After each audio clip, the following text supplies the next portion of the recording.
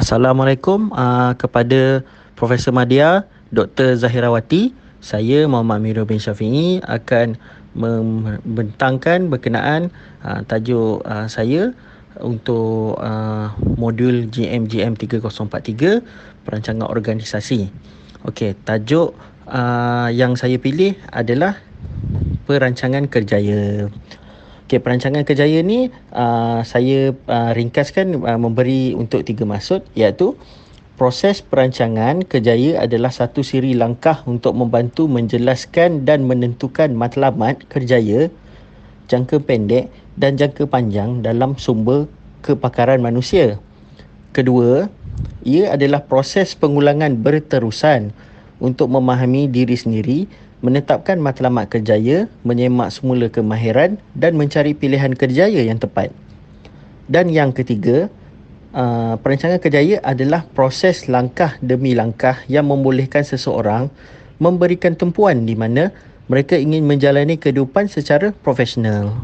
Proses perancangan kerjaya adalah satu siri 3 komponen berturutan. Yang pertama, perolehan maklumat berkaitan kejayaan mengenai diri, iaitu minat, bakat, nilai seseorang, bekerja, peluang organisasi, bukan kerja, keluarga, minat, masa lapang. Kedua, mengenal pasti hasil atau matlamat yang diinginkan untuk menjadi pengurus jabatan, mempunyai pekerjaan yang mencabar. Ketiga, pengembangan strategi untuk mencapai hasil atau tujuan yang diinginkan.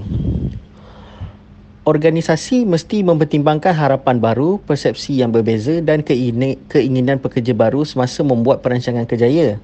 Pekerja mahukan faktor berikut dalam perancangan kerjaya organisasi. Terdapat 10 faktor tersebut. Yang pertama, kerja yang bermakna dan mencabar. Kedua, equity kerjaya.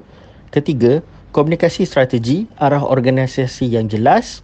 Keempat, keprihatinan penyelia. Kelima, kesedaran mengenai peluang. Keenam, minat pekerja. Ketujuh, bantu pekerja menyesuaikan kerjaya mereka sendiri. Ke-8, menyatakan harapan dengan jelas pada tahap yang berbeza. Ke-9, proses yang telus untuk kemajuan kerjaya. Dan terakhir, kepuasan kerjaya. Proses perancangan kerjaya merangkumi beberapa langkah. Sebaik-baiknya, anda akan melihat semula langkah-langkah ini dari semasa ke semasa untuk melihat kemajuan yang telah anda buat, menilai semula matlamat anda. Terdapat 7 matlamat, iaitu lakukan penilaian diri, meneliti kerjaya berpotensi, tentukan satu atau lebih laluan kerjaya, belajar dan tingkatkan kemahiran, penyediaan CV dan resume, pencarian kerja dan terakhir semak matlamat kerjaya. Kesimpulan bagi perancangan kerjaya adalah tanggungjawab organisasi untuk merancang kerjaya untuk memastikan bahawa pekerja dengan kemahiran yang sesuai berada pada kedudukan yang betul. Ini sangat mustahak bagi organisasi agar dapat bertahan dalam jangka mesej ataupun mengekalkan kelebihan daya saing dalam jangka masa panjang.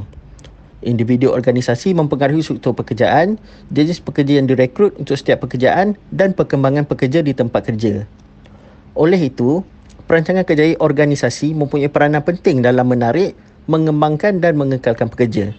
Tanpa penlibatan organisasi dalam membangun, menyokong dan memperkuat kerjaya pekerja, organisasi tidak dapat mencapai hasil yang diharapkan pada peringkat organisasi dan individu. Sekian, terima kasih daripada saya. Assalamualaikum.